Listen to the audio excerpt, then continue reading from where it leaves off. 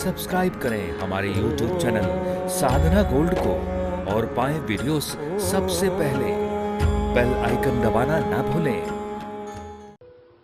मैं कई बार कहता हूं कि यदि गेहूं होता है, गेहूं 20 केजी गेहूं होता है और उसमें थोड़े कंकर मिल जाते हैं, कंकड़ पत्थर खेत में से आ ही जाते हैं थोड़े कुछ, तो उसमें 20 केजी गेहूं में यदि 100 ग्राम कंकड़ पत्थर है, 100 ग्राम 500 ग्राम, तो जितनी कीमत गेहूं की होती है उतनी ही कीमत ये 500 ग्राम कंकड़ पत्थर की भी होती है, क्योंकि वो गेहूं के संग में है। तो गेहूं का जितना दाम आएगा, जितना भाव कीमत आएगा, उतना ही ये कंकड़ पत्थर का भी आएगा। किंतु 20 केजी कंकड़ पत्थर आप ले लो और उसमें 50 ग्राम 500 ग्राम गेहूं मिला दो, तो वो मिट्टी के भाव से ही बिकेगा, क्योंकि वो अब मिट्टी में मिल गया है। गेहूं था 500 ग्राम, किंतु मिट्टी में मिल गया, इसलिए उसका भाव, उसकी कीमत मिट्टी के अनुसार ही आएगी। इसलिए संघ का बहुत बड़ा प्रभाव होता है। हमारे गुजरात में आप देखेंगे वो जैसल था, लुटेरा था, है ना, किंतु एक सती नारी तोरल दे का संग हुआ और सती नारी तोरल दे ने उनका पूरा जीवन बदल डाला और एक लुटेरे में से आज पीर बन गया है। और उनका जो समाधि स्थान है वहां आज हजारों लोग दर्शन करने के लिए जाते, हजारों लोग दर्शन करने के लिए जाते हैं। इस संघ का प्रभाव है, लुटेरे में से पीर तक की यात्रा इस संघ करवाता है। और इसीलिए इन लोगों ने चॉइस किया कि हम सब युधिष्ठिर के साथ ही जाएंगे। और संघ का प्रभाव कैसा होता है? गुणवत् जन संसर्गात याति स्वल्पोपि गौरवम। गुणवत् जन संसर्गात, गुणवान व्यक्ति जो होता है उनके संग से अल्प व्यक्ति भी गौरव को प्राप्त कर जाता है। जैसे मैंने कहा कंकर गेहूं के संग से। पुष्पमाला प्रसंगेन सूत्रम शिरसि धार्यते। पुष्पमाला भगवान को चढ़ाते हैं तो पुष्प का संग धागा करता है, तो धागा भी भगवान के गले में आरूढ़ हो जाता है। नहीं तो कोई धागा कहां लगाएगा? या परमात्मा के सिर पर आप ऐसे ही पुष्पमाला पहनाएंगे तो पुष्प के साथ धागा भी भगवान के सिर पर बैठ जाएगा। धागा को ऐसे कोई भी भगवान के सिर पर नहीं चढ़ाएगा। पुष्पमाला प्रसंगेन सूत्रम शिरसि धार्यते। ये संग का प्रभाव है। आदमी सबसे पहली गलती यही करता है, बुरे लोगों का संग करता है।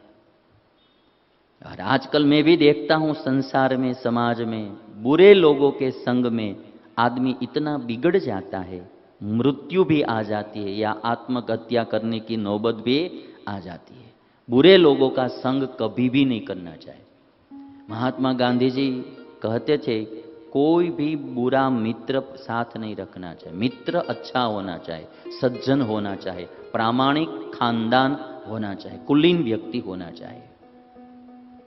जैसे कि पारसमणि के संग से लोहा कंचन हो जाता है, ऐसा कहा जाता है। पारसमणि के संग से लोहा जो होता है वो कंचन हो जाता है। वैसे ही अच्छे पुरुषों के संग से व्यक्ति अच्छे बन जाते हैं और बुरे व्यक्तियों के संग से वो बुरे हो जाते हैं। तुलसीदास जी ने लिखा, बात एक ही होती है, बात आप देखेंगे तो एक ही होती है। जैसे कि काष्ठ का संग लोहा करेगा तो काष्ठ के साथ लोहा भी तैरता है। नाव में लोहा होता है तो काष्ठ का संग किया, इसलिए काष्ठ के साथ ही वो तैरता है। सत्संग जो है, अच्छे पुरुषों का संग है, वो काष्ठ जैसा है। अच्छे पुरुषों का संग काष्ठ जैसा है, लोहे को भी तार देता है, लोहे को भी पार कर देता है। और बुरे पुरुषों का संग जो होता है वो लोहे जैसा होता है, वो सबको डुबो देता है। और इसीलिए ये पंक्ति कही गई है, तुलसी लोहा काष्ठ संग चलत फिरत जल माही, बूढ़े बड़े न बूढ़न देत है, जाकी पकड़े बाही। हे तुलसी लोहा काष्ठ संग, तुलसी लोहा काष्ठ संग, चलत फिरत जल माही। ये कितना बड़ा जहाज होता है, उसमें लोहा कितना होता है, किंतु काष्ठ के संग लोहा भी तैरता है। तुलसी लोहा काष्ठ संग, चलत फिरत जल माही। बड़े न बूढ़न देत है, बड़े न बूढ़न देत है, जाकी पकड़े बाही। इसलिए संग करने में हम सबको बहुत ख्याल रखना चाहिए। बैठिए न जहां तहां, कीजिए न कुसंग संग, कायर के संग शूर भागत ही भागत। ये संग का प्रभाव होता है। बैठिए न जहां तहां, कीजिए न कुसंग संग, कायर के संग शूर भागत ही भागत। काजर की कोटरी को कैसो जतन करो, काजर की एक रेख लागत ही लागत। काजर की कोटरी, या तो आप कोयले की खान में जाएंगे तो थोड़ा कुछ कपड़ा काला होगा ही होगा, क्योंकि चारों ओर कोयला ही कोयला होता है, तो कपड़े काले होंगे ही होंगे। ऐसे दुर्जन लोगों का जो संग होता है वो वैसा होता है। आजकल टेलीविजन और मोबाइल में भी दो ही प्रकार के संग उसमें भी हो सकते हैं। सज्जन पुरुषों का भी संग टेलीविजन पर होता है और दुर्जन लोगों का भी। अच्छे प्रोग्राम भी आते हैं, संस्कारमयी प्रोग्राम, और विकृतिमयी प्रोग्राम भी टेलीविजन पर आते हैं। हमको नाम किसी का नहीं लेना, किंतु आते हैं दोनों प्रकार के। एक प्रोग्राम आप टेलीविजन पर देखेंगे तो संस्कृति बढ़ेगी, परिवार में संस्कार बढ़ेगा। और एक ऐसे भी प्रोग्राम आते हैं जो देखने से आपके जीवन में या परिवार में विकृतियां भी बढ़ेगी। मोबाइल में आप कोई भी यूट्यूब लो या नेट से कोई भी आप सर्च करो कुछ भी, तो दोनों प्रकार का मटेरियल मिलेगा। अच्छा भी मिलेगा और बुरा भी मिलेगा। अच्छा संग करेंगे तो आप आगे बढ़ेंगे, संस्कारी होंगे, गुणवान होंगे, सुखी होंगे। और बुरा ही देखते रहेंगे, बुरा ही सुनते रहेंगे तो एक दिन बर्बाद हो जाओगे। इसलिए संग करने में बहुत ख्याल रखना। कैसा भी अच्छा आदमी भी बुरे लोगों के संग में बर्बाद हो जाता है, ये पक्का है। अभी जो ये हमारी भारतीय संस्कृति पर एक प्रकार का प्रहार कर रहे हैं कोई कोई प्रोग्राम टेलीविजन के भी, वो संस्कृति को नाबूद करना, संस्कृति को नष्ट करना चाहते हैं और ऐसे विकृतिमय प्रोग्राम बताते रहते, और यंग जनरेशन उसमें फंसता जाता है।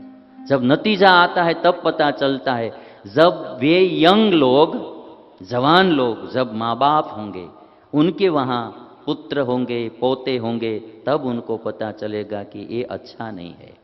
तब तक देर बहुत हो जाती है। इसलिए टेलीविजन में भी संग करने में ध्यान रखना, अच्छी चैनल देखना। ऐसे जो बुरे प्रोग्राम आते हैं विकृति फैलाने वाले, ऐसे प्रोग्राम मत देखना। कोई कोई प्रोग्रामों में विकृतियां ही विकृतियां होती है। लेने का कुछ नहीं होता है जीवन में, तथ्य कुछ नहीं होता है, कोई सार नहीं होता है, केवल बस विकृति ही फैलाने के लिए ही होता है, सत्व कुछ भी नहीं होता है। कोई कोई प्रोग्राम अच्छे भी आते हैं जिसमें से अच्छी प्रेरणा मिलती है, अच्छा ज्ञान मिलता है, अच्छा संस्कार भी मिलता है। तो इसीलिए किसी ने एक बात बताई है कि बिगड़ी हुई जिंदगी की कुछ ऐसी कहानी है, बिगड़ी हुई जिंदगी की कुछ ऐसी कहानी है। क्योंकि जिंदगी तो अब बिगड़ गई, उसकी कहानी क्या है?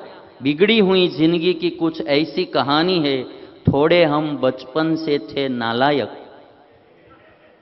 थोड़े हम बचपन से थे नालायक, बाकी सब मित्रों की मेहरबानी है। ये समझने जैसा है ना? बिगड़ी हुई जिंदगी की कुछ ऐसी कहानी है, बिगड़ी हुई जिंदगी की कुछ ऐसी है कहानी, थोड़े हम बचपन से थे नालायक, बाकी सब मित्रों की मेहरबानी। मित्रों ने ही बिगाड़ के खत्म कर दिया, वो बाद में समझ में आता है। ये दुर्योधन भी जब अंत में मरने की नौबत आती है तब मामा से कहता है, मामा तुम्हारी एक भी चाल सफल नहीं हुई, तुम्हारी एक भी चाल, कितना छल किया, कपट किया, कितनी जाल बिछाई, एक भी जाल आपकी सफल नहीं हुई। ये बाद में पता चलता है, जब पूरा नष्ट हो जाता है तब। तो इसीलिए मैं ये बात बता रहा हूं, समय आने से पहले सावधान हो जाना चाहिए।